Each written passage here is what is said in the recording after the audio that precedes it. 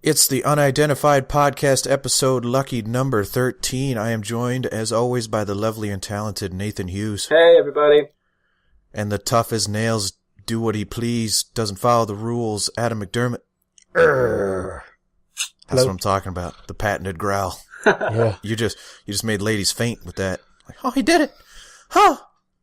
It's oddly sounds like our fan too, the one fan that talks at the end there. So we're just gonna talk a little bit. Nothing too crazy today because we're still recovering from the break. We partied all break long. Yeah, sure. You can see the ass groove from my couch from here. Let me tell you, that's how much PlayStation I'm cracking out. Is this a Simpsons reference? Does this count? Sure, why not? First Simpsons reference of the year. Drink. Nathan, you said you played some games, so I'm going to start with you. Oh, sure. Just tell me about your break. All right. Well, in general, Christmas is quiet enough. It's exactly what I wanted because, exams and all that shit. Just not exams, but like college work, just piling up. You're like, over the break? Yeah, because we got given 2 assignments to do over the Christmas break. I was like, whoa. Wow. And in my college, like a lot of people aren't from around the area, like they commute in, like me. So we were like, well, I guess I'll see you when I see you. So how does college work over there? Because once the break starts for us, like you're done with the classes that you were taking. Mm-hmm. You either fail or you pass those classes, and then you start new classes when the break is over. All right, so are you in the same classes? Okay, so I'm finished the class, but now I'm given the assignment. So because I've never actually failed a class, I don't know what happens. Because as far as I'm concerned, I've already passed. I'm done with those classes. So if I fail, I guess I have to repeat it next year. I honestly wouldn't know because I'm a great student. So sorry. What's the point of the assignments if you're done with the class? Because my course, media course, by the way, we don't really have tests or whatever. We have assignments, but they're always given at the very end, and the end dates or whatever are always past the date we all break up for a break or whatever. So, but what are the assignments like graded for? What grade do you get on the assignment? What grade does that go towards? Okay. So we have the grade for the assignment or the class, which is like we get one assignment in like week 3rd or 4th week we're in the class. And then I think that's like 30-40%. And then the big assignment is the one at the end. And they all kind of add up. And then at the end of the year, you get your total grade, which really? Yeah. So it's kind of like just say you did really well, you get like a first class honors. And then just say I did really well in first year, then I get first class honors for first year. Then come year 2, I don't do so well, I get like second class honors, second. It's like 2-2, which is basically like the 60. I got like 60% for the year, basically. And then they kind of add up. It does a kind of like an average kind of system, yeah. That's weird because the classes here, you have each individual grade for your classes, and they don't combine at all. They might as well just be separate entities. You don't ever, they don't cross over. There's no total grade. You get an A in this class, you get an A in this class. Yeah, it's really kind of unfair because, okay, just say my course is really varied, so you do a lot of different shit. So we can do audio, video, but also you do stuff like programming and like script writing. So just say you were really bad at programming and you failed the class, and you would have to repeat the year to do that class. Unless class? No, just that one programming class. Okay. But I'm saying that one class brings you down like a lot. So it's, I probably would prefer it your way because I'd rather be assessed on one class than have to bunch the whole smorgasbord. I mean, it still affects your GPA, which is basically your overall grade, but like, it's done differently. Yeah. I actually prefer your way because it sounds a lot more like, well, I'll just focus on this class and I'll repeat that class or whatever. I mean, the classes are not related at all. You choose which classes you want to have. You can have like a math class and a literature class, and they don't interact at all. They don't intertwine. They're just separate. They're separate entities. Okay. A friend of mine failed a class, then he failed a repeat and had to spend an entire year doing one class. Yep, that is absolutely true. What class was it? I don't know. As opposed to 10. You normally do 10 in a year. Oh, and he gets to go an entire year just doing one. For 3 months. It was like for the first semester, he failed that one. And then he failed a repeat. So he had to go back and do the first semester of just that one class for the entire, the whole year. I mean, unless it's a really important class, if you fail a class, you can just pick a different one. You don't have to necessarily You don't get that if much it's choice. a class, if there's if you're a programmer and you fail a programming class, then obviously you're going to have to repeat that. But if you're, if you fail an elective, you don't have to repeat the same elective. But you can choose a different one. It's crazy. I mean, right, so like Adam said, it happens to a lot of people where they fail one class and have to wait for the class to begin, like when this next class starts. So one of my friends failed a class in semester 2, and he found out when he was in semester 2 of last year. So he was like, he was already in a year, and then he found out when in his year, he's going to have to wait a whole year to, he can't even progress. He has to wait a whole year, finish the exams for, I think it was year 2, second semester. Then he had to go back and finish year 2, first semester, but he could only do it in the second semester. So he basically wasted a year waiting around to do it. And I was so mad for him. I was like, that's really weird. That's just such, what are you doing? You must be so bored. Because, a lot of folks now are itching just to get out of college and just get their degree and go.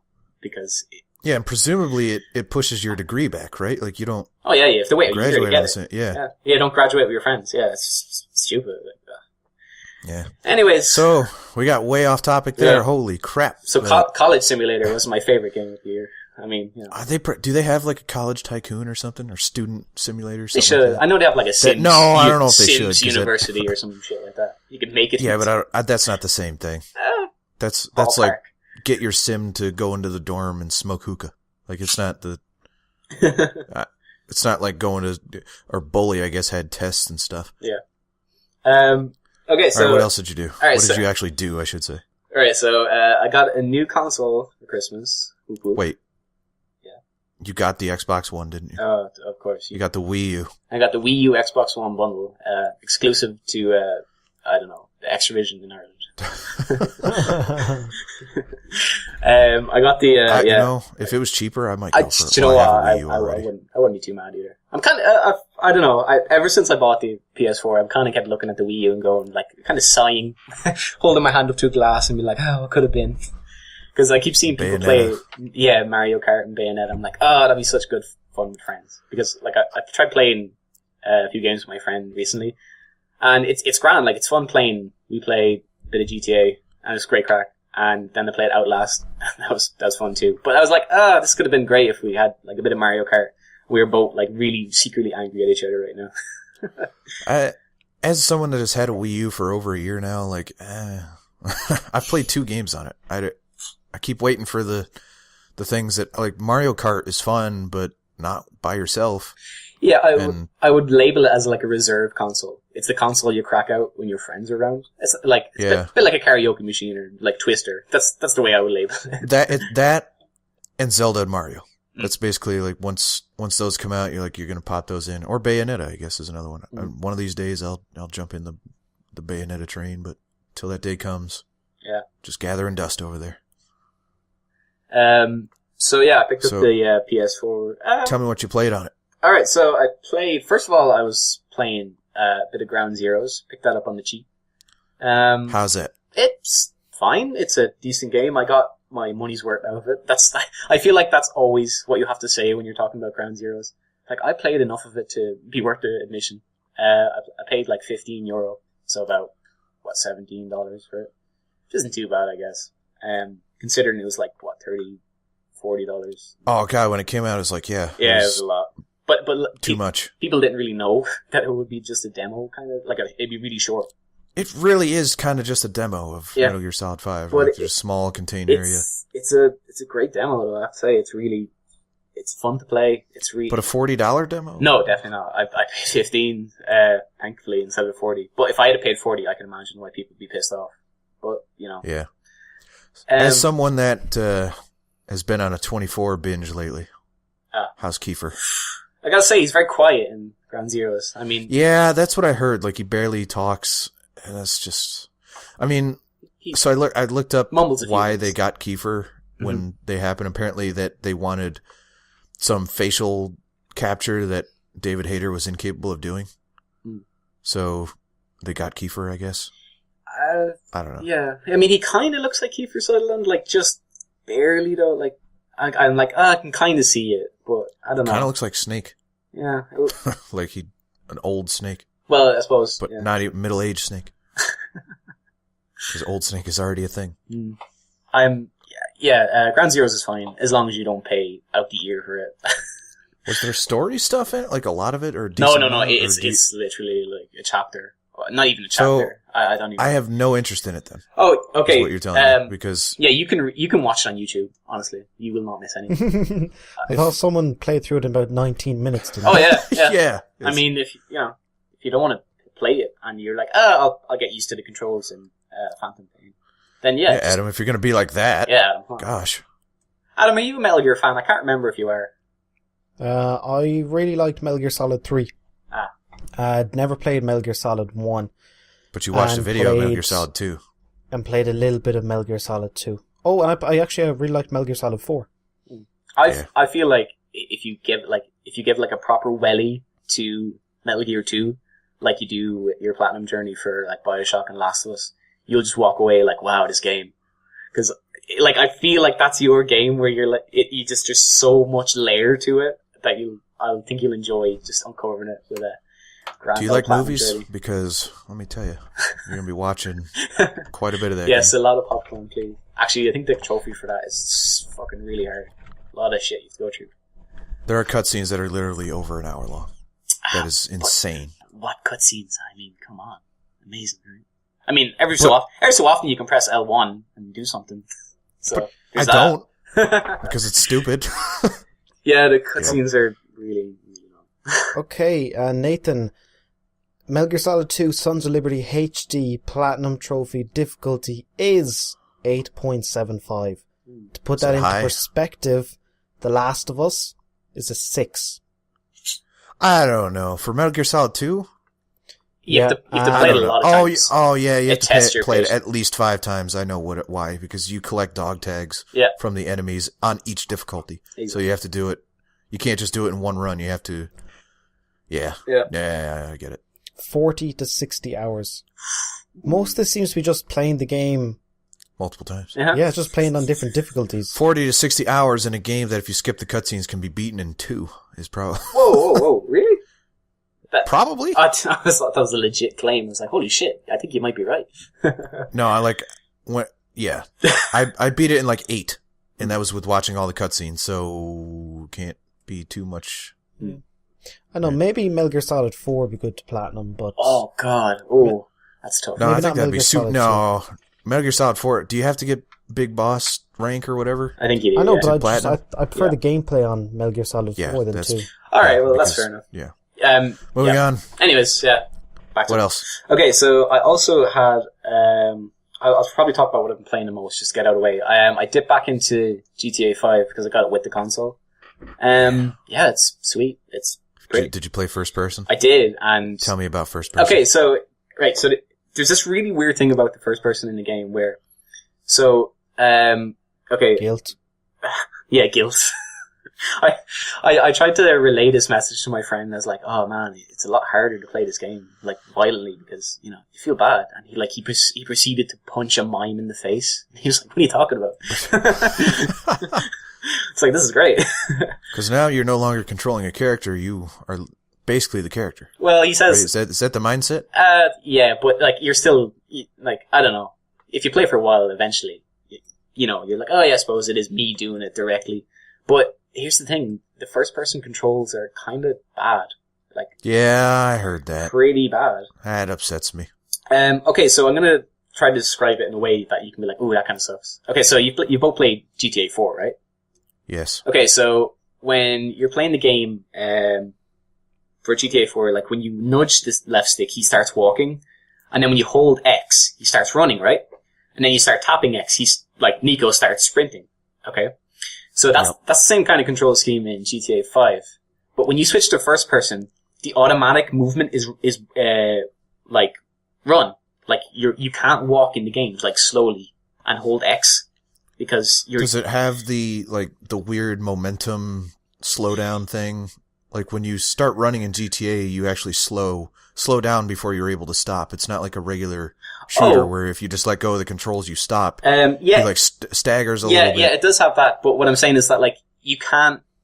It's really awkward because you're playing the game, just say you start the game and you're in someone's house. You're automatically running around the house, and it's so awkward because you're just bumping into everything, and you're like, you can't walk? You can walk, but you have to, like, nudge the left stick, like, a tiny amount as if you're sneaking. And that's weird. It's very weird. But, the controls for driving are a bit weird as well.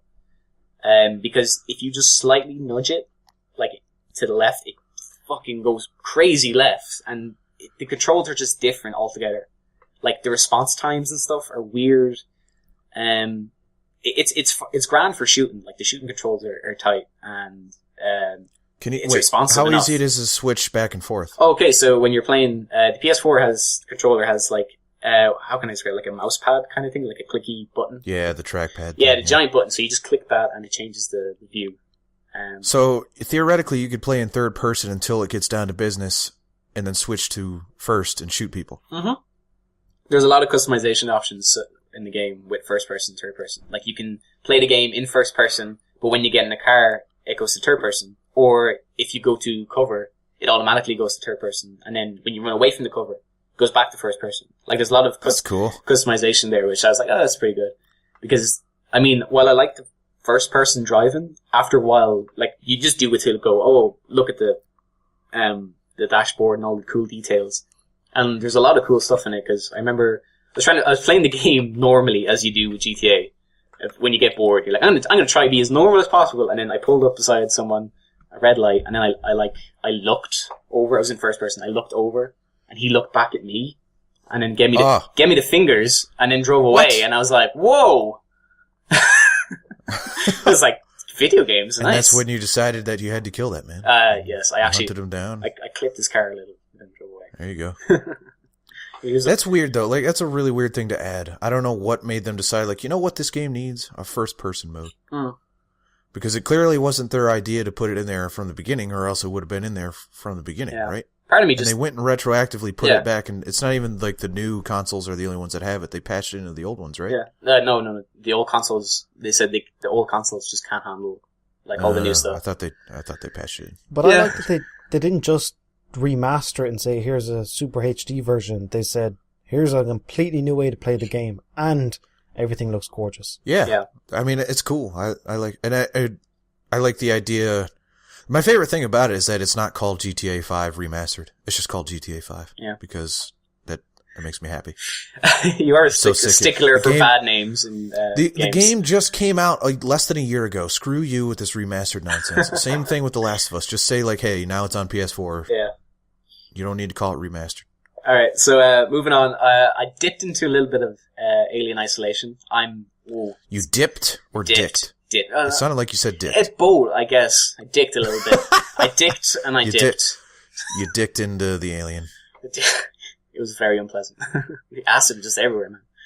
Okay, I've barely played Alien Isolation. I keep wanting to play more, and then I never get in the mood to do it. Yeah, I got to the point where you meet the alien, and my first encounter was just terrifying. I had no idea it would be this soon, because I thought it would be a much later point. Because there's androids in the game, and they're happy to see you. Androids are freaky. Yeah, and then they're weird looking. See, I figured the alien would pop up after the androids go all weird on you, but he was there briefly before, and I was like, oh shit, because I didn't know he'd be there. Do you know what I mean? Because it's pretty funny, because like the first time you see the alien, it's very like, oh shit, but you think it's a cutscene, and you're like, oh, he's gone in the next room, you're fine. And then I walked back into a previous area, which was basically a giant room, open area, and I just like waltzed over to where I was meant to go, and then all of a sudden, just this fucking huge spike just burst through my chest, and I was like, "There you go! Oh shit!" And then game over, credits roll. I was like, "Oh, I guess the alien's here," and then I had to deal with the super harsh loading because I didn't save the game for a good 20 minutes. Yeah. That's yeah. Ooh, I was like, oh, dude, really? I don't know about that, man. On one hand, it makes it scarier, but on the other, that sucks. It's frustrating as hell. Like, once it actually does happen, once you actually die, you're no longer scared. You're just freaking angry because, like, now I have to do all this stuff again. Yeah. It's like in a scary movie. Like, if your protagonist died, you have to rewatch the last 15 minutes. Like, no, that doesn't happen. Yeah. So screw you, game. We've evolved past it. See.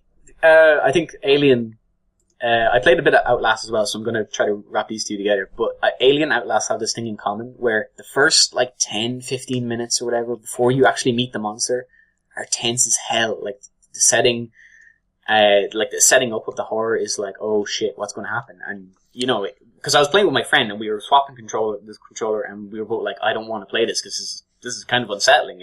We're both big babies, by the way, and we were just playing along, and then. At one stage, the generator this is an Outlast, by the way, the generator shut down. We had to go to a specific part to turn on the lights again. But at this stage, the baddie or whatever started chasing me. And I was like, oh, okay, here we go. And when I realized, when he sees you, all he does is hit you with a big stick and just keeps hitting you until you die, I go, it's not really scary anymore, if I'm being honest. It just became more of a challenge then. It wasn't like a scary challenge.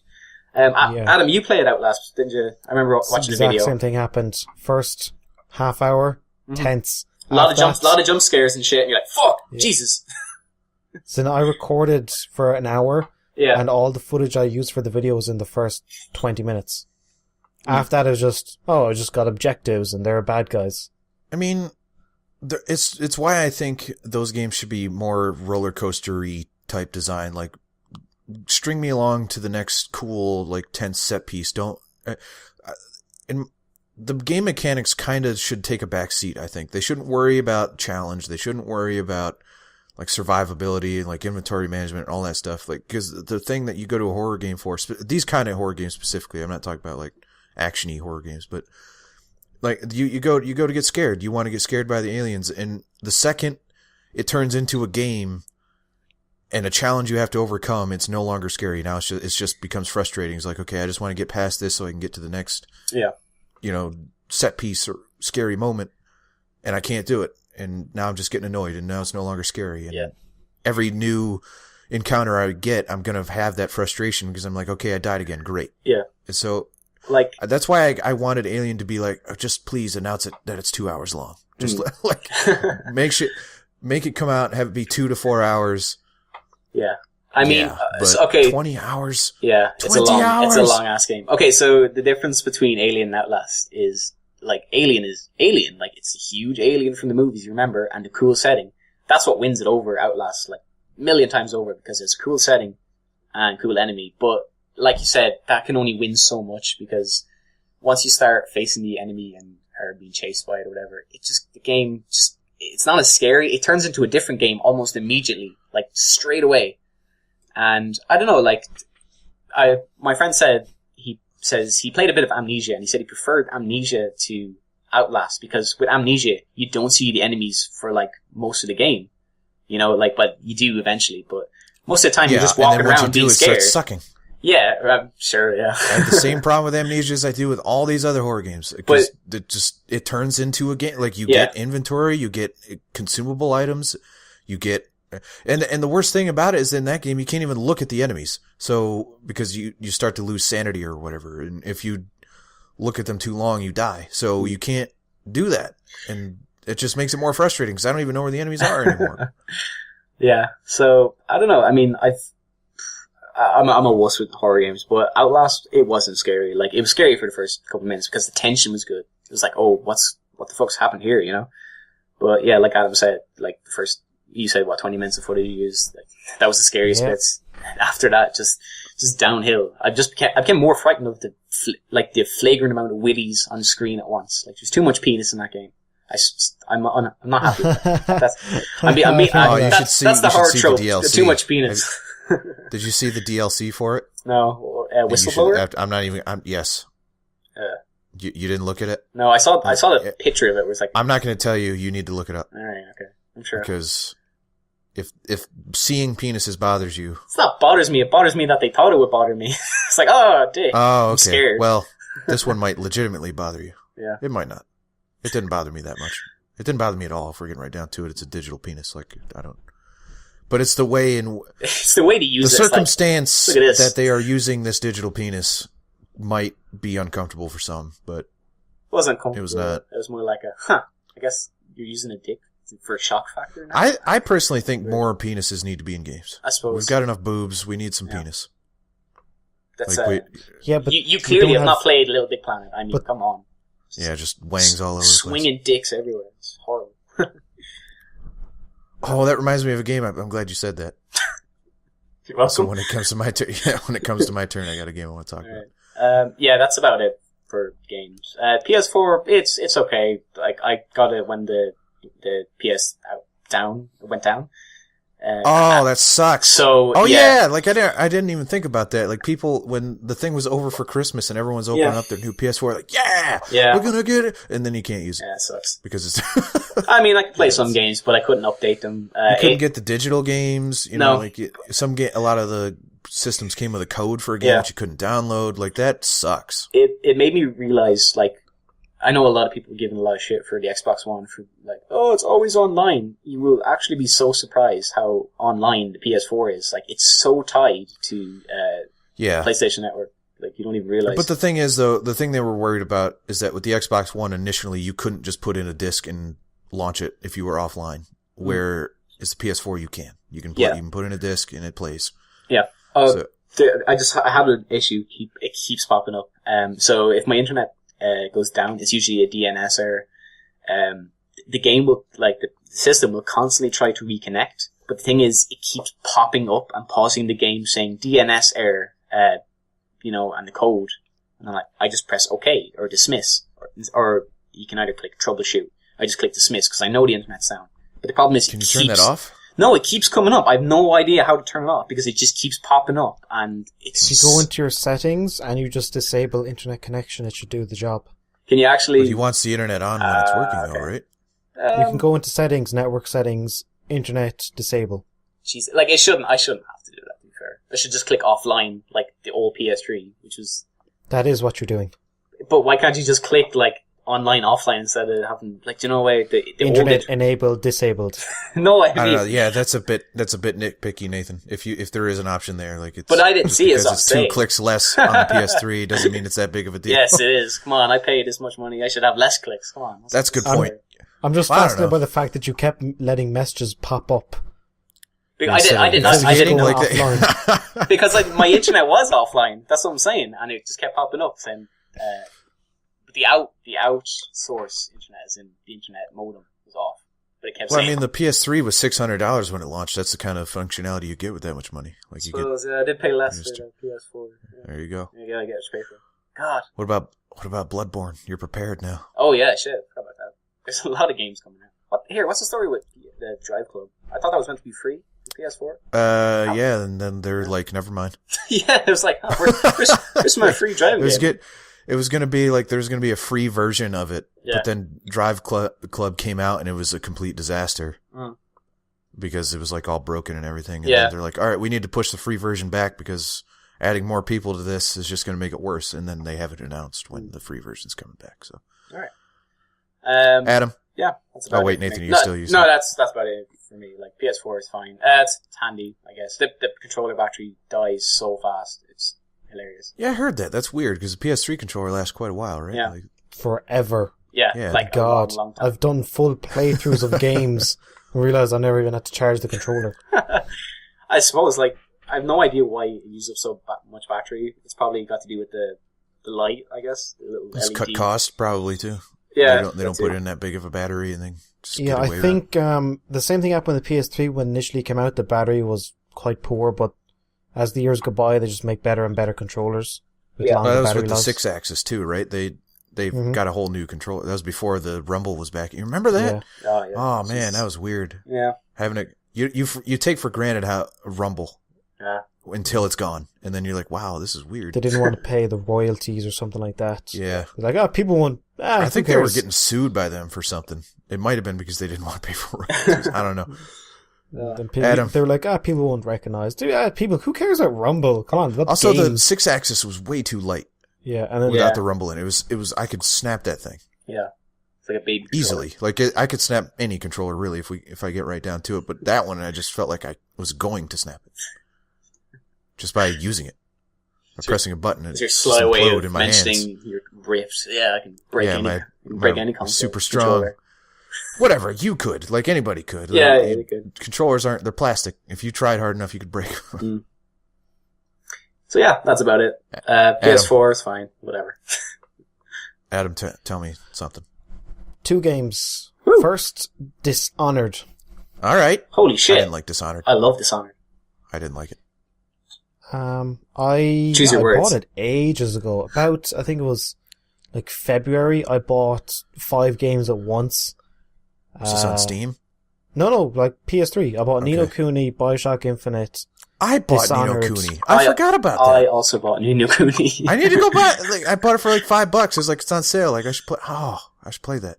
Yeah, and I played a little bit of Dishonored, but never really went back to it. And then I had time over the Christmas, so I just popped it in, gave it a whirl. It's I like it and I don't. All right. I like. So you're in between us. Yeah, as in I like Sure, what's some new? levels. It's impossible to play without. See, first thing I did when I boot up the game was I turned off all the bloody markers on the screen. It was like that I turned off all the objective markers, I turned off all these other, I didn't like it. Cluttered. I hate having an objective marker constantly on the screen. That drives me nuts. But it's impossible to play without that objective marker. Because they tell you, oh, go meet the Admiral. Right. You go, well, where is he? You ask the guy again, and he goes, oh, just go meet the Admiral. I should probably turn on that objective marker then. You're like, Remember where? when games told you where things were? Yeah. Like Yeah, you and then you have to read go- it. Before them. objective markers, that guy would say like, "Oh, he's to the east in the valley or whatever." Yeah. Like now they're just like, "No, follow the objective That's marker." some Morrowind shit right there. It's like Morrowind and then to at get one the exact point- location. Yeah, Sorry, and then at one point they were saying, go find Lord Pentagrew, he's by the sewers. There you go. Like, So you where the know to go bloody look by hell- the sewers. Yeah, and I went, what sewers? You don't have a map? No! What? And you go, what sewers? So I'm running around going, I can't find bloody sewers. So after 20 minutes I turned on the objective markers, like, oh, of course, yeah, here in this corner. How did I not know? So, Yeah. wait, what is it about the objective marker that's just so... I don't like objective markers on At the screen. all. I think that what it does is it takes your attention away from the overall world and makes you kind of put on blinkers. You That's- ignore everything else that's but that that's- little objective marker. This Yeah. is actually really interesting It's a fair because point. it just reminds me like how different games, how weird, people design around objective markers now. They don't worry about level design anymore. It's just Yeah. like, whatever. If people can't find it, we'll just put it in objective marker.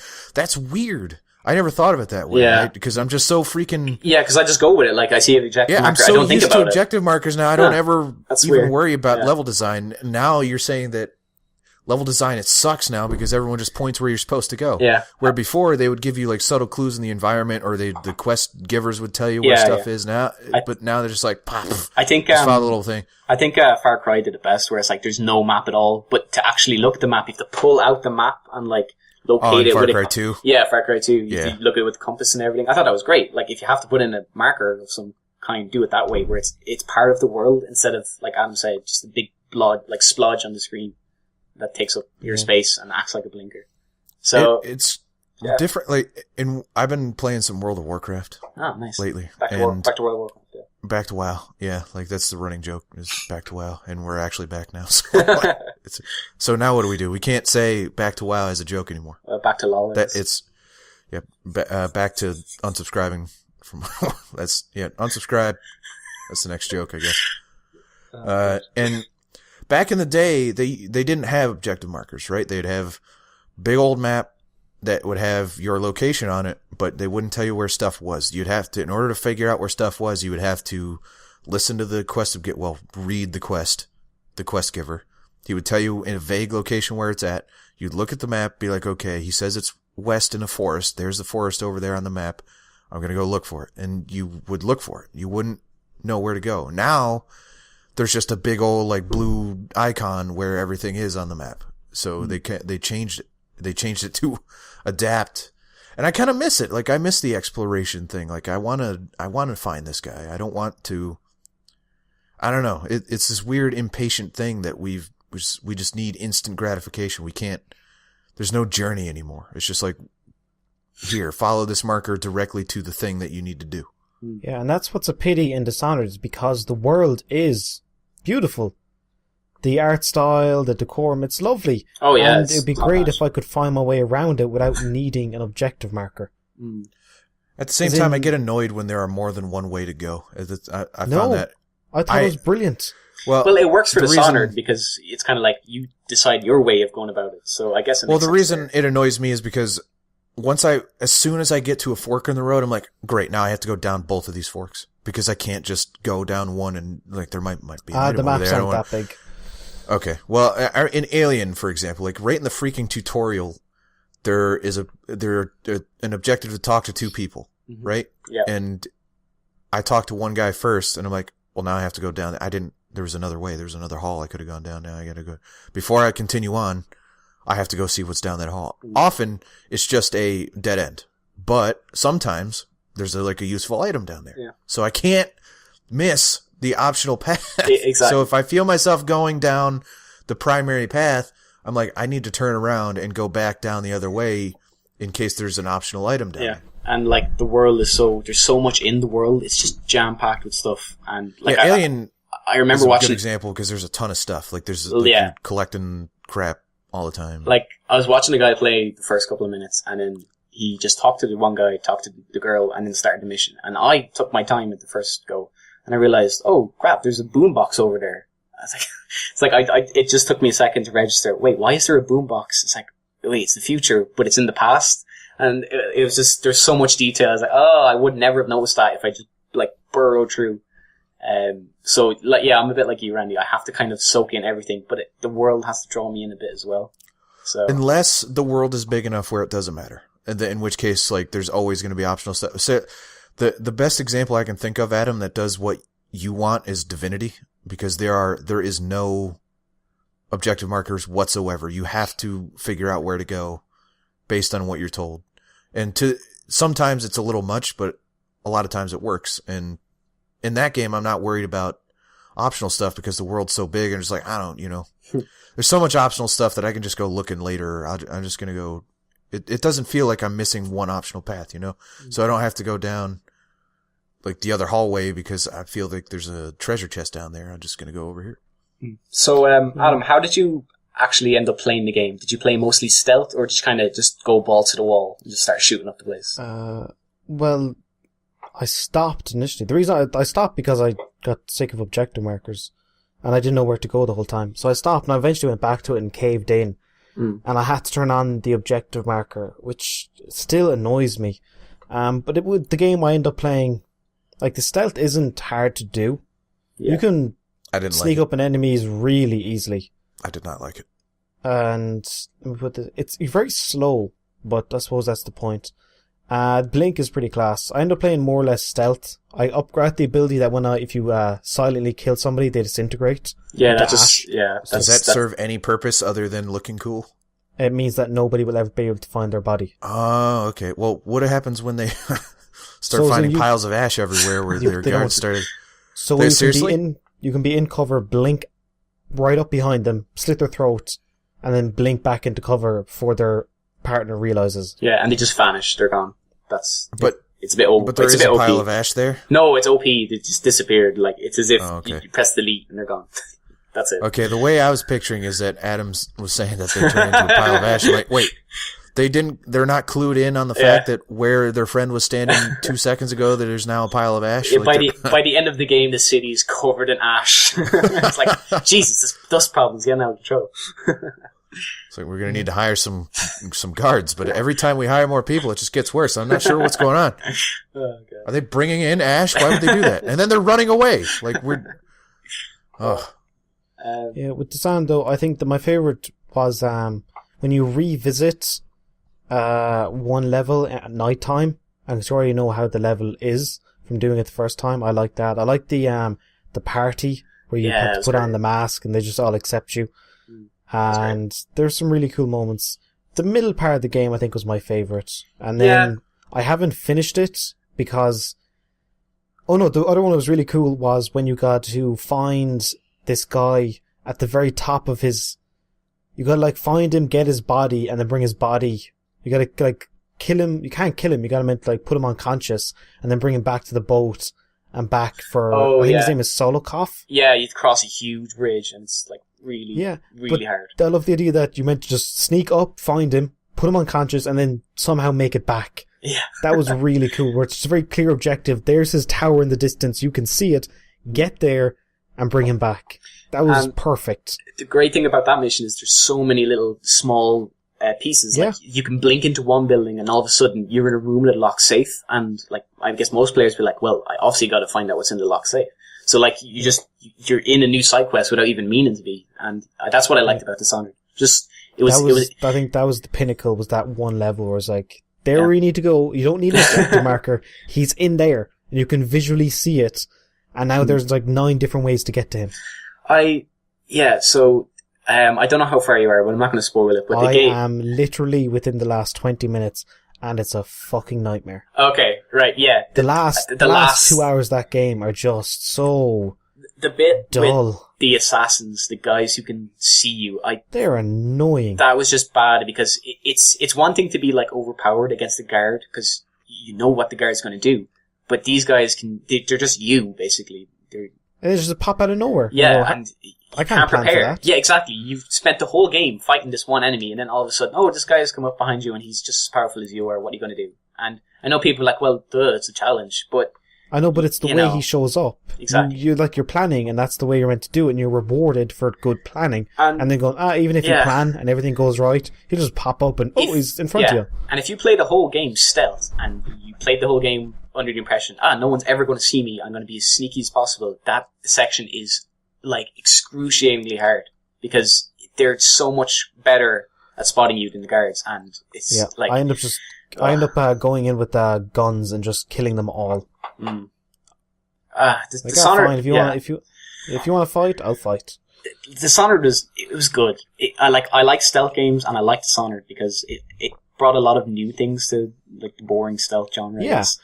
And it was fun. It had cool missions, it was a cool game to play. But it just had a few moments where I was like, get your action game out of my stealth, blah, blah, blah. Like, it kind of shoehorned it into me, so. It needs a sequel.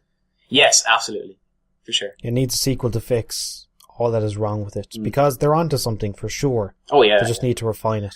That was the Thief game everyone wanted then the other Thief came out, the reboot, for PS4. And everyone thought it was crap because it wasn't as good as Dishonored. Which is, people crazy. need to shut up about being disappointed about Thief. Just go play Dishonored. It's exactly what it is. Like, you don't need a new Thief. You just play Dishonored. It's basically that. Yeah. So what was the other game? I'll let you know when I finish it. It's just, I'm excited. What is it about games and their fucking endings? And they're just like, here's just endless amounts of hordes. And Dishonored has this thing of where they duke you. It's like, this is the ending. No, it isn't. This is the ending. No, it isn't. This is the ending. Oh my god. I'm drained. I do like the ending. I can't remember. Wait, you can do one fake out. You can't do 2. Then it just becomes a chore. If I was playing the game, a lot of the times when you're playing the game, the decisions you do that are viewed as morally correct decisions are actually just even worse than killing them. Because at one stage you can send 2 guys to a mine, you blind them, take out their break their jaws or take out their teeth or something so they can't speak. No, cut their tongues off. That was it. You send them to their own mines to work for life. And that's viewed as the morally correct instead of just fucking killing them. And you're like, maybe I should just kill them. But, I don't know how many kills you can get. It has some kind of stupid morality shite in it. I can't remember. But, yeah. I stopped doing all those optional missions about halfway into the game. When they didn't seem worth it anymore. The one with the granny and the Bottle Street Gang, whatever. It wasn't too interesting. You see, it was interesting when you'd find out their backstory and then you'd try and discover them, but once you turn on the objective markers, here's the optional objective marker over here, and the real objective markers over here, and look how far apart they are. Exactly, yeah. They had two great optional missions, I remember. One of them was you had to sneak into a doctor's office, and it was really cool because it was a really striking location.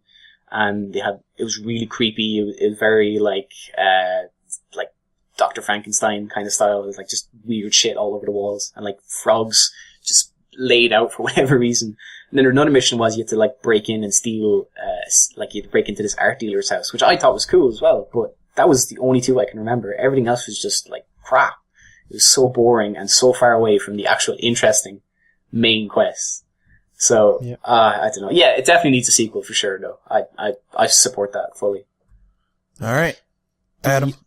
other game I played Okay. and finished was Portal. Hey, Yeah, nice. Portal's a heck of a game. The first one? Yeah. All right. Is just it for no reason? Just Was it- want to play Portal again? I played Portal, and I'm also now, because I played it, I'm like, video comes out about it tomorrow. Right. Yeah, it was just like, this is a fun game. Well, by the time you hear this, the video will probably be up. So go Check it out. Ooh. Yeah, I'd like, the moment you start that game, you're like, yes, I remember this. This is familiar. I like this. Obviously, GLaDOS is brilliant. The Portal mechanic is class. It eases you in nice and gently.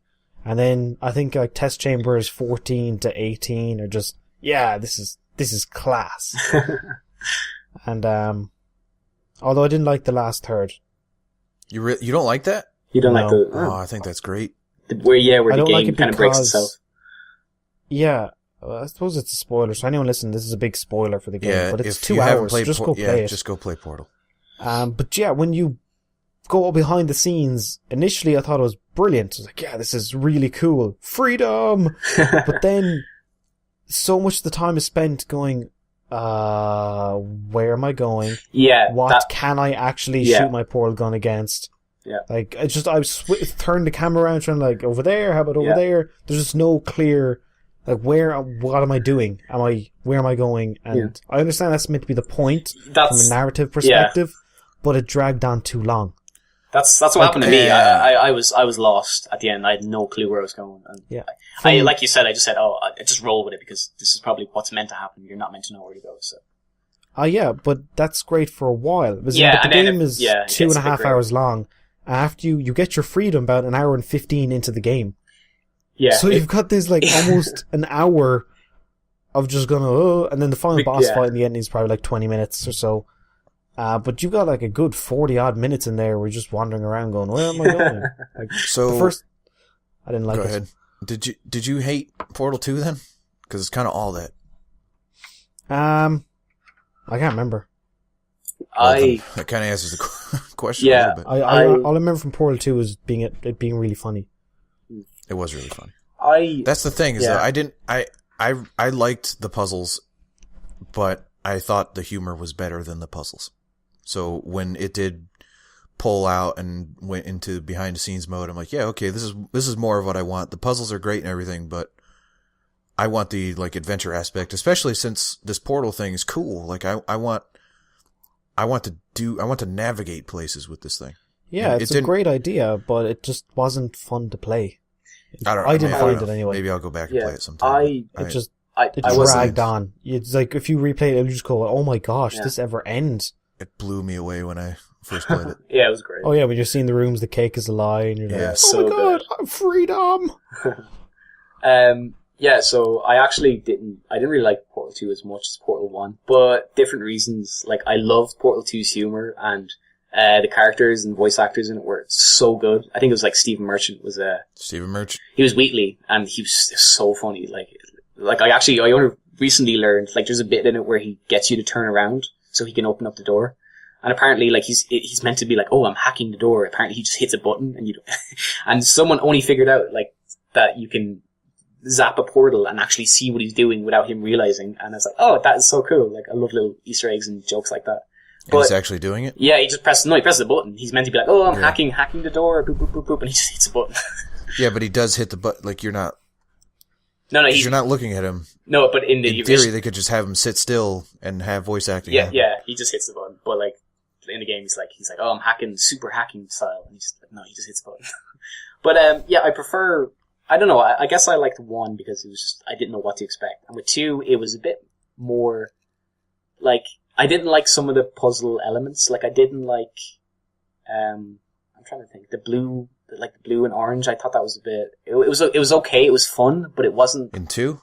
Yeah, it wasn't as fun. You're talking about the gels glue or whatever? Yeah, the gels, yeah. It was fun, but, like, I don't know, I just kind of felt like, I think it's because with 1, you knew exactly where you needed to go, because there was always a clear endpoint. So it's just like, it's a puzzle, figure out how to get to the end. But I kind of felt like I don't actually know where I'm going, like, where I'm meant to go, with 2 anyways. But, I don't know, like, I guess I preferred 1 because it was more of a shock. I was like, I've never played a game like this. 2's co-op is fantastic, I'll give it that. That's all I remember of 2 is its co-op. Yeah. There were moments in 2 Atlas and Peabody, great.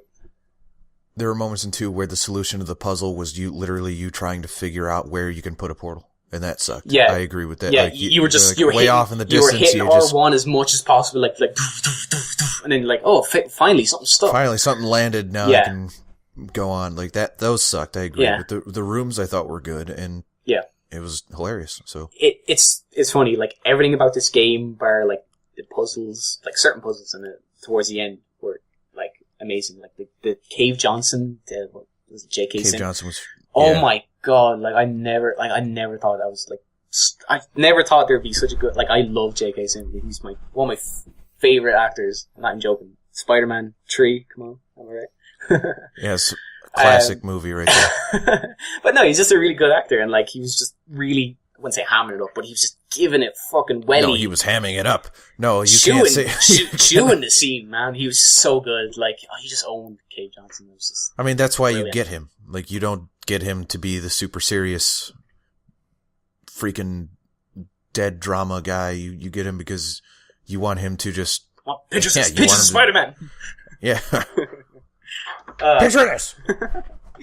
Oh, it's great. Yeah. So, Adam, with regards to Portal 1,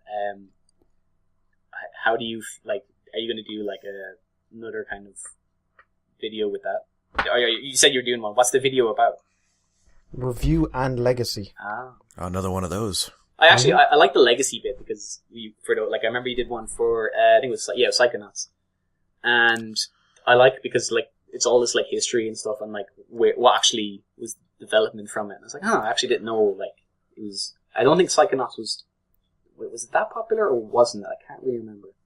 Not really. It wasn't. No. Yeah, but I like seeing, like, the little history behind it, so yeah. It was loved by the people that played it, but not a lot of people played it, so.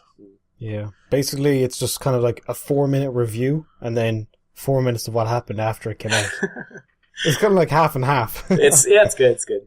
Review / legacy. Yeah, you get your history and your review entertainment. divided by. But it's cool because when I was doing the research for Portal, you know, that game, there's a game which combines Portal and Super Mario Bros. Alright. It was the game that came out in our bet. Mario, what? Yeah. Like it's it's a free a game. side scroller where you Mario it's up to basically 4 players has and a his portal gun. Yeah. It's amazing. And also It's the Mario mods, with a 0. So it looks like a portal. Okay. it's so like it's free. I downloaded it, I was playing it, like, oh my gosh, this is amazing. Nice. And it's just really cool learning stuff like that. Did you, and, did you talk about the game, what was it, like Narbacular Drop or whatever, which is the... Nah, that's not important. That was before it came out. But they made it and that's why they got picked up from Valve. Yeah, but... I feel like that's important.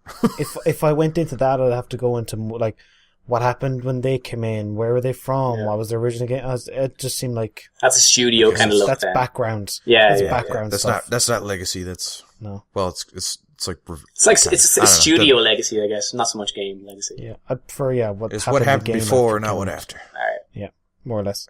Yeah, and of course, like, the mods, oh sweet lord, some people have created just crazy maps to try and figure out that I walked into a couple of them and went, oh sweet baby Jesus, what is this? I just like 10 minutes walking around going, alright, there's the exit. There's all this shit in the way. I can't seem to get any of it to connect to each other. It's amazing. Yeah. Portal. It's a good game. Randy, what have you been playing? Oh, you know. So when we were talking about swinging dongs, it reminded me that I had played Mount Your Friends. Oh, right. How was fantastic. How was Mount Your Friends? I love Mount Your Friends. That is a lot of fun. Yeah, you stay away from that. And if you don't know what it is, look it up. I'm sure you can find plenty of people playing it because everyone thinks it's super funny, and it is super funny, and it's actually a really well-designed game concept where you climb on top of each other. You can only control one limb at a time, and the limb that you're controlling doesn't stick while the other ones do. It's kind of awesome. And then it leads to these moments where you're flinging yourself up this mountain of muscular, speedoed men with dongs flipping around. Yeah, that's one of the funniest things, is just like spiraling and the music is dead serious and somber. It's just so funny. And it was a lot of fun. I was playing that online. Online works good. It's turn-based, so it's not really an issue there. It's fun. Nothing more to say about it other than it was fun. And then shortly after that, during the Steam sale, I picked up The Fall. Do either of you know what this is? Fall? No, I can't say I know what this is. It is a side-scroller Look it up. adventure game that kind of reminds me a lot of, at least in visual style, of The Swapper. Oh, I played it. I played it, made a video, and the developer of the game emailed Nick and said thanks for the video. Didn't email you? You made the video. Well, he didn't have my contact information. He emailed just the person on the site. Oh. Then Well, Nick passed on the information. That's actually a really good game. It's got a cool story. There's voice acting in it. It's really well done. It looks really nice. Short. It's like I sat down one sitting. It was like 2 hours, I think. Yeah, some of the themes it goes into are quite interesting. Cool twist. I did not play more than an hour. This Well, you were halfway done with it then, probably. this definitely looks better than the Swapper. I have to admit. I played. It's cool. Yeah. I would recommend it if it's cheap anyway. Like even the max price I think is $10. So yeah, it's even if tenner right now. even when it's not on sale, like I'd still give it a shot because it's if you want to sit down for a couple hours and get a good story, it's fun. I did not like its style of objects interacting with other objects. You're right because I think the inventory system in general is a bit clunky, but in fact, the reason it took me as long as it did, I would have blazed through it in probably less than 2 hours if it weren't for one puzzle where it broke its own logic. Where like there are certain puzzles that are sectioned off, and this one is actually a puzzle that you need to do a different puzzle to do, and it was like I'm not going to explain it because spoil it or whatever, but it just I couldn't wrap my mind around the fact that these puzzles were finally crossing because they not up until then or since has that ever happened. So it was like I can't, and the inventory management where you're trying to like click things that are right next to each other on top of each other, it's a little clunky, but I thought the story was good enough. It was really well done. The bummer is that it ends on a cliffhanger, and there doesn't seem to be any. I mean, he said that he's going to do it, but there's no information about when it's going to happen. He said he wants to do a trilogy, isn't it? Yes, that's the impression that I got. That's really ambitious. I don't think it sold well. I don't think it sold well either. But he had a Kickstarter under the pretenses that he was going to make 3 games, so he kind of has to, regardless of how well it sells. Now that at least he has everything up and running, so doing a sequel should be much easier. Well, he set a standard with the first game. Now he's got voice actors that he still has to do. Like he still has to pay for those people. He has to make new levels. He can't just use the same levels. Making I imagine new levels and bringing in voice actors is nothing compared to getting the game up and running. Yeah, you're right, but it still costs money that he may not have. He might have. But if he got the Kickstarter for all 3, he has to. I don't know if it was for all 3. I think it was just for one game, and he said like, "Oh yeah, and if I make this, I want to make 2 more." I don't know. It sucks that he ended it on a cliffhanger when there's very, very little indication that more games are going to happen. Because I kind of want to know what happens, and I don't know. But yeah, I enjoyed it regardless, even if I don't ever find out. I had a good time with it. The twist was cool. I thought earned. It was an earned twist. What else? To the guy's credit, he created the game in 1 year. Yeah, it was one guy. Like it's impressive. Mostly one guy. So the goal was $17,000 and he got 38. Yeah, it's an impressive game for. Well, no, like I think the game was. He said in the Kickstarter. I did some research after I played it. The Kickstarter, he said that the game was basically done. He just wanted to polish it up. So the money on the Kickstarter was to get voice actors and stuff. Oh like that. yes, here if he gets 23,000, full voice acting, cast, full soundtrack, and if he gets 29,000, he said he'd get it on Wii U and Linux, and then he said if he gets 33,000, he would add additional cutscenes, 38,000 set-piece combat sequences. So I'm glad he didn't get there because there are combat sequences. Wait, How much No, money he did he did. get? He got 38,000. Okay, I don't like the combat. So... And he there. says deeper combat system, more complex puzzles, larger world. Yeah, it's not that big of a world either. So in fact, like, there are 2 linear sections, and then it kind of goes into a slightly larger section, and then it finishes off with another linear section. So it's not big, but it's fun. I enjoyed it. Recommended. Yeah. What else did I play? I played a little bit of Wolfenstein because that was also on sale. That game is cool, and it also kind of sucks. Because I have not opened this at all, by the way, so I'm basing my hype on what you have have to say. it. Do you have? I do, yeah. I'm just basing my hype on what you have to say. So this game has really contrasting tones, and it's not like the contrast in Metal Gear Solid, where it's like some serious stuff followed by some goofy stuff. This is some seriously dark stuff that happens, followed immediately by super goofy stuff. And I don't think that works at all. And I'm beginning to think that might just be my opinion, that I don't think contrasting styles like that or tones work. Right. And I think they should have chosen the darker path, because of the darker stuff they do is really cool.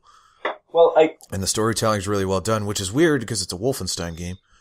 Yeah. So right. Yeah. So before I even actually played this game, like, I saw a few trailers, knocking around, and I knew the game was kind of like it reminded me a bit like a Tarantino film at times, because it was really kind of gritty. Like, there was a lot of It was like, ooh, this is kind of it's interesting. It's kind of playing with the whole, like, it reminded me a bit of like Inglourious Basterds, just a bit, because just it had that kind of style to it. And I got the game for Christmas, but I also, on the back, I also got this game's soundtrack.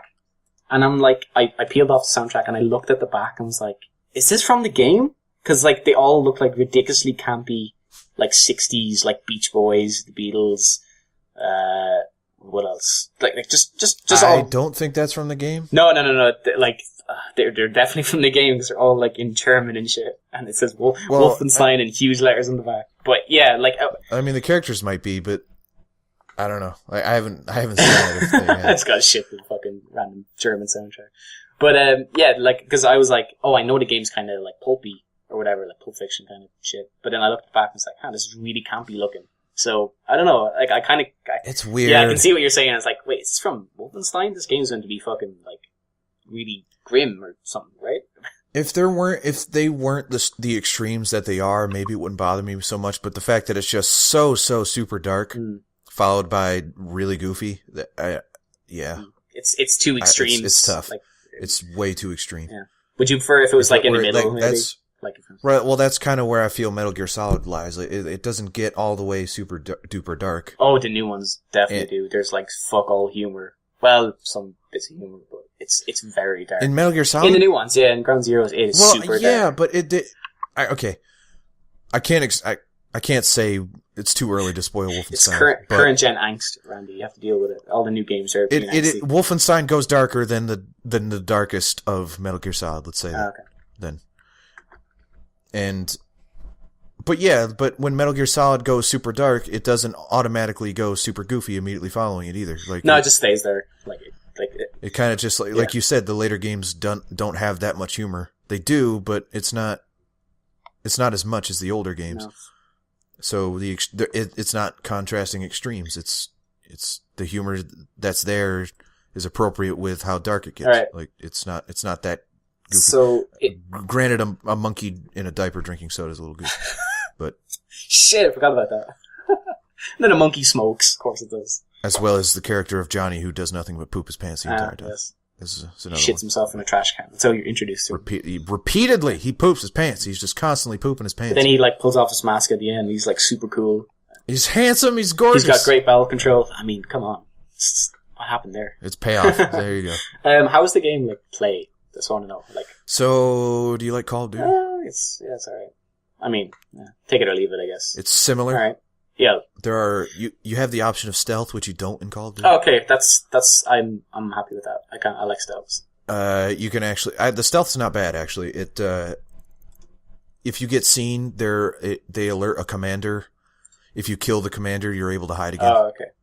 All right. So it's not bad. There are stealth kills. I don't give a crap about stealth, so I just go in guns a-blazing.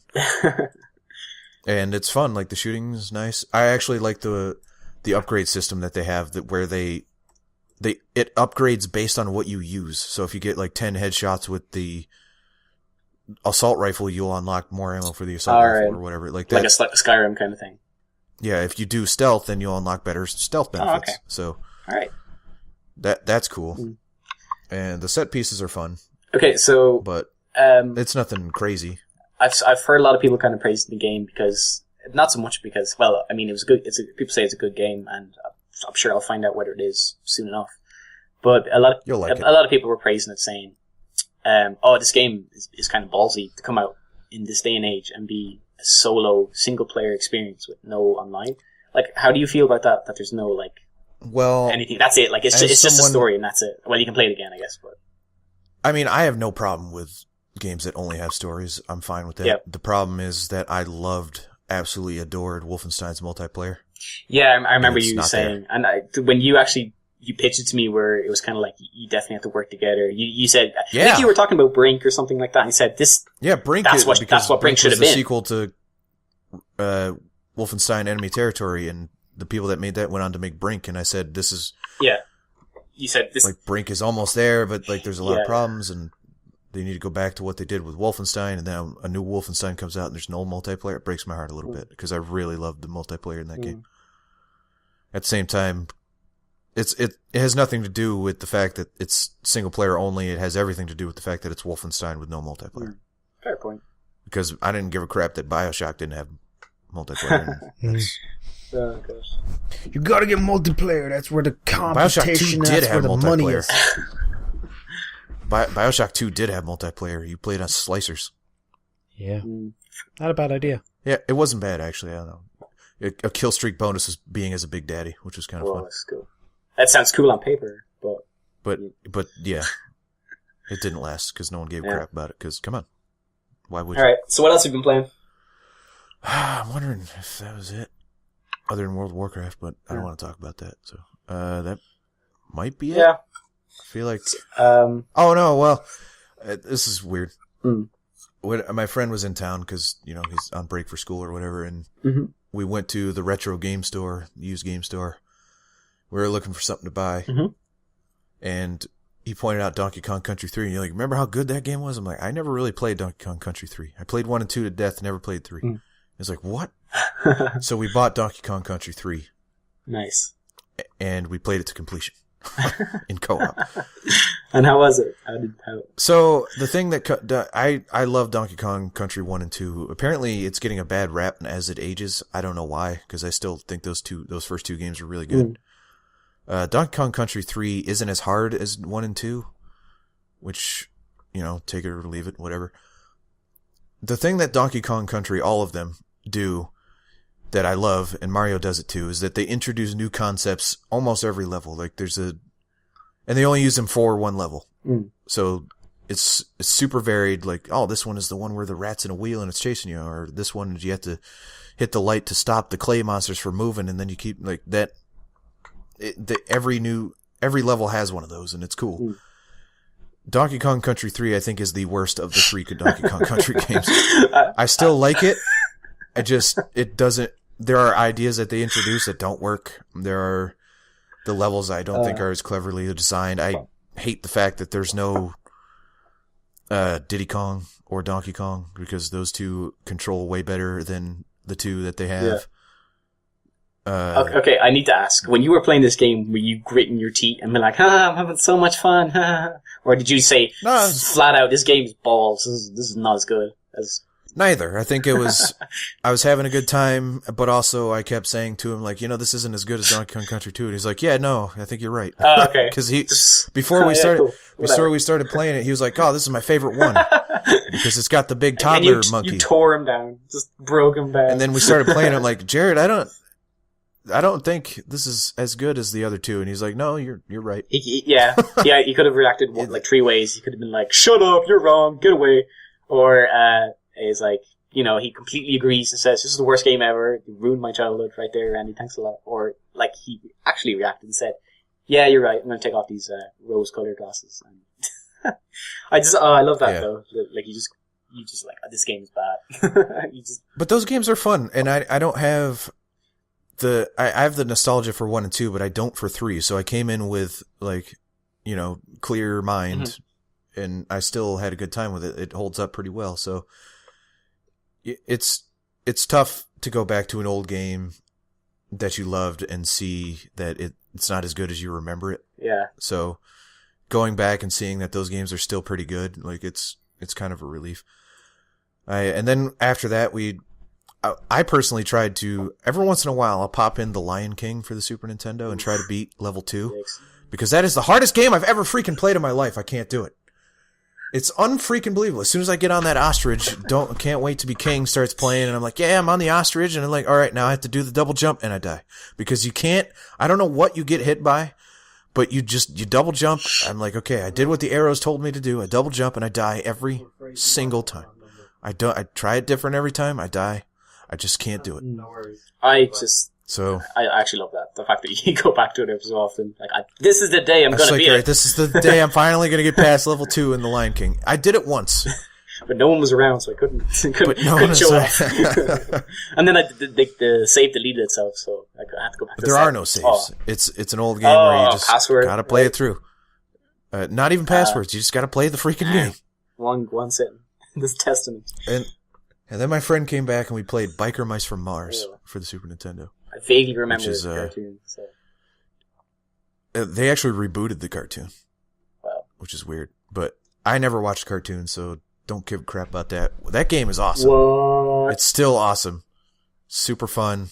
We played it for hours. Yeah, you don't watch cartoons, Mr. High Horse. Rewind that there. No, I said I didn't watch the cartoon. Oh, I thought you said you didn't watch... I thought you said you didn't watch cartoons for, like, full stop. No, I didn't watch the I watch cartoons. Right. I watch cartoons. I watched the Rugrats not too long ago because Christine Cavanaugh died and I wanted to watch Rugrats. Yeah. I watched the Rugrats movies. Oh, nice. The other day. All of them. They're brilliant. No, they're not. The first movie is really good. I like the first one, but the second Rugrats one is in Paris? really funny. Rugrats meet the wild thornberries? Rugrats. That's hilarious. Come on! No. Nostalgia does play a part in it. You're screwing with me. I thought those movies sucked when they came out. No, I liked them. I was drinking at the time. Oh, there you go. All right. Oh, Tommy, you mad bastard. But in the first film, that amazing scene where Tommy is about to offer his brother to the monkeys and about to pour a banana on him. I knew you were going to bring that up. There's rain pouring. Oh my god. That is the scene that I was thinking too. And that's dark. Yeah. It's tough. I am Reptar. Hear me roar. Oh, Reptar. It reminds me of the episode where they're stuck in the toy store and Reptar's fighting the giant monkey animatronic thing. Did you guys play the games? The coolest things is just hearing them. Yeah, the PS1 game. I don't know which one it was. But the PS1 game where you had to play hide and seek and stuff. And there's like a mini golf game. That game sucked, but I loved it. What? I remember the mini golf game. At the time when I was 11, it was amazing. Brilliant. But I remember you actually played through episodes, which was interesting. I remember in the mini golf level there was like a giant pyramid, and you can actually go into the pyramid, right? And once you go in, this fucking like mummy starts chasing you. It's like a doll or something like that, and it's covered in bandages and like just starts chasing you. It was a weird game because it wasn't like one kind of game. It was every new level was like there was no platforming really. It was like there was mini golfing, there was the level in the toy store. Yeah. I don't even remember what you had to do in the toy store level. I barely remember. I remember it had a ghost. But then there was like the episode. Yeah, there's when you played as Chucky and like it was dark and you had to shine the flashlight on what you thought were ghosts and they turned out to be just regular things. Those were all episodes when you played through them. It was kind of interesting. Oh shit! I remember one where it's like you played as Angelica and you're in like this weird like space level. It was fucking trippy as hell. I swear to God. And like you had to free a fish or some shit. Like it was all like zero gravity crap. You remember this better than I do. I remember that. And that's impressive because I have a pretty decent memory. Yeah, I remember the weird shit in the game. Alright. Fun fact: I traded that game for an N64. I think I got the better end of the deal. Yes, you did. But rest in peace, Rest in peace, Christine Cavanaugh. Yeah, we'll miss you. She voiced. Did you know her personally? No, but I like the stuff she did. Was she always Chucky? Did Chucky? you know that? She was Chucky. She was Dexter from Dexter's Lab. Oh, what? No. A bunch of other voices. Oblina from Ah Real Monsters. Omelette du fromage.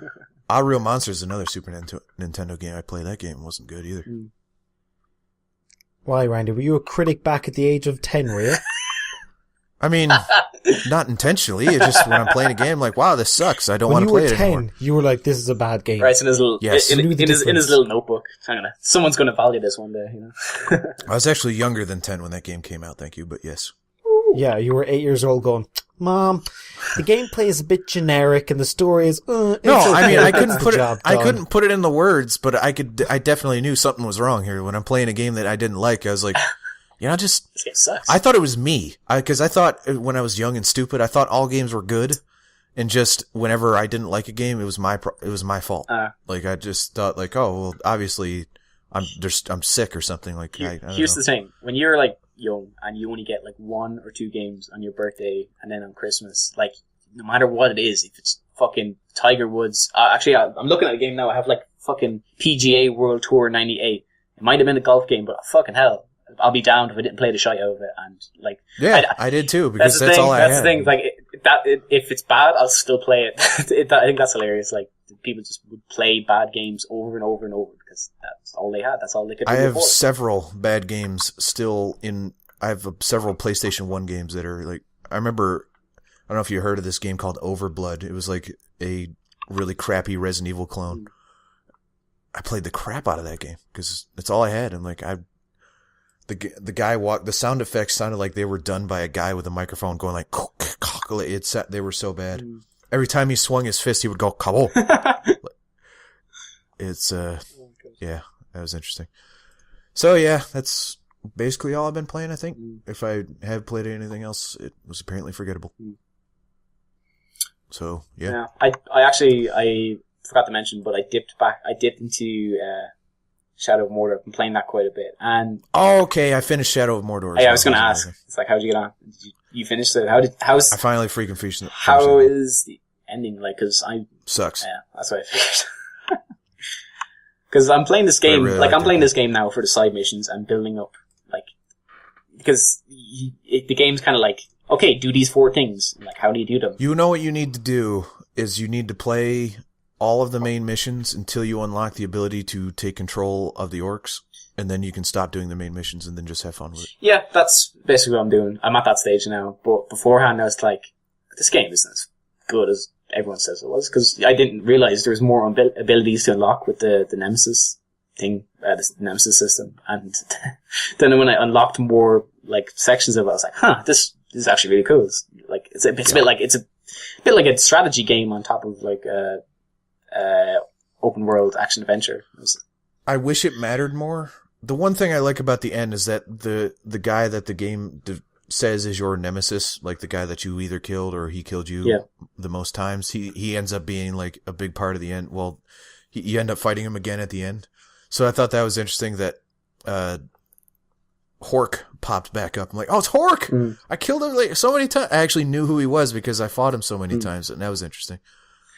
But other than that, I thought the ending was trash. Here's what I like about Shadow of Mordor, right? So when you start the game up, it's very typical, like just think like, I'm thinking like Far Cry, GTA. You're like, I want to go to this point in the map and I want to do this mission. So you go to the point, you do the mission, and usually this mission involves, oh, you're going to have to take out this orc because he's your enemy or whatever. So you're like, okay, fuck it, I'm going to just go into this. You don't know any of his weaknesses or whatever. I'm just going to charge in there and kill this guy. So you just run in and, obviously you get swarmed by orcs, especially if you're in a stronghold. But I love what happens is other orcs, like ranked orcs, will come in and the game just gets so hard. Like, I remember fighting, at least 3 named enemies. Like, I can't even remember the names. Like, they're not war chiefs. They're, I can't remember, bodyguards. Captains, thank you. So I was fighting like 3 captains at once, and one of them was an archer guy, another was a spear guy, and the other... The archers are the worst. Because you can't... Everyone else will... They just keep hitting you while you're fighting everything else. It sucks. But then the other guy was... And he was one of the guys that you just cannot dodge. You have to jump over him. But he had the ability where you couldn't jump over him, so you basically, whenever he swung, you just had to fucking just get out of the way, like dodge. And yeah, I died, and everyone got bumped up a level, and it was like, fuck. Everyone just got bumped, like the three of them just went whoop up a level, and I was like, fuck, damn it. Such a genius idea. More games need to have that. The game is just, because it's so you good. have an idea, I want to do this, you go do it, and then the game says, nope, I'm gonna fucking dump 2 fuckers in your lap, and you have to deal with that. Enjoy. But how awesome is that? It's great. It's great. And then when you die, it matters because those guys are getting stronger, and you're just like, oh, now I hate them so much. And then you develop it. It's just without storytelling, you're telling a story. It's awesome. It's just great. Yeah. But man, that main story is bad. It's real bad. I'm not. Whoa. It's boy. It's a bit rough. Alright. Those missions that they have you do is something. Like it else. starts off like okay, and then. No, it doesn't. Well, I thought it was. I don't think any of the main missions. I didn't think good. it was bad. Like I thought yeah, maybe It not. shows. It's a testament to how good everything else is that the main missions. Yeah, main missions suck that bad, and I still love it. Like you don't play the missions. You don't play the missions. You don't play the game for the missions. You play the game for your own missions. You're like, I'm gonna pick out this guy. This is how I'm gonna do it. But then suddenly the game's like, oh, I'm gonna fuck up your plans, and then you have to adapt. And it's just really fun and cool. So yeah. And I still think the Batman combat is just, it needs, more games need to steal it because it's really good. Yeah, but I don't know, I kind of just got bored with it for a while because... What? Yeah, like when you have like, okay, the amount of enemies on screen at the time can just get ridiculously high. Like, I'm talking at least like 20, 30 guys. Like a lot of people, or orcs, whatever. And you're just like, you know, it's just, you're like, oh, it's square, triangle, jump over... cape stun. I can't remember what it's called. Rate stun. That's another thing that improves with more abilities. Oh, okay. But maybe, yeah. I suppose the game needs to have some kind of story. I was just going to say they should just give you all the abilities at the start. But you know, games are games. You have to unlock something. No, you don't. I don't know. There's something. I was thinking about this the other day. Why can't they just give you the goods? That game is specifically holds back way too much. Yeah, no, and I want them to hold back, but I understand why they're not, because if they're like, well, if we just give everyone the whole ability, like, I would still play the game as much as I am now, but I can imagine they're thinking, they have the fear where it's like, well, if we give everyone everything at once, they're going to just play with the toys and then be done with it and walk away, but I don't think, maybe they didn't have enough faith where it's like, how awesome the Nemesis system actually was. They were like, hopefully it works out, but it's really good, so, I don't know. Yeah. That's the one game that needs everything up front. You need all your shit at once, like straight up. Because I only got halfway and the game just skyrocketed in improvement. I'm like, this game is way better now. So yeah, it's a good tester game, I reckon, if that's the word. Prototype. Well, there'll be a sequel, so hopefully they can know what works. And but I don't want it in the Lord of the Rings universe. I want something else to have it. I saw on Reddit some guy said, hey, what if they did like Star Wars with the Nemesis system? And I was like, wow, that'd be awesome. Or no, just what if they do a fill in the blank with the Nemesis system? Like it could fit in so many different things. So many games are open world now and have RPG elements that, you can literally throw the Nemesis in with anything. Like they're up there with viewpoints that should be the new thing, like for open world games. So, screw viewpoints. Screw the Ubisoft style of open world. I mean, because holy crap. I mean, viewpoints are everything. Just go to the tower. Yeah, I mean, viewpoints are the new thing. Viewpoints are the new thing, and I think Nemesis should be the new thing. Is what I'm saying. Like, Yeah, I mean, Mordor has viewpoints. Oh, of course it is. It's just. I did love when you jump and you're like, oh shit, where's the hay bale? Oh, I forgot. You're already like dead. It's like, no, I'm awesome. I don't need no stinking. Watch me do a flip. Hay bale. A ghost flip. It's like, fuck the hay bale, just watch his sweet ass front flip. Whoa. Yeah. But, yeah, I just want more games to have that thing, because I'm not really that big on Lord of the Rings, and it's got so much potential. Good game. And then, that might be it for the podcast. Steam reviews next week, guys. Yeah, for sure. You're into? I can't remember who won last time. I think it was. I'm pretty sure it was probably Randy. me. Yeah. Like if we're gonna. It's like he'd rather us say he won, him say he won. So yeah, I mean, I can say it too. but it's not That's it's not as good as it, that's what we need. Yeah. if I have to. If I have to do that for you, I'll do it. But yeah, it does sound better coming from you. Modesty. All right, Adam, thank you very much. You're welcome. Nathan, thank you very much. You're awesome.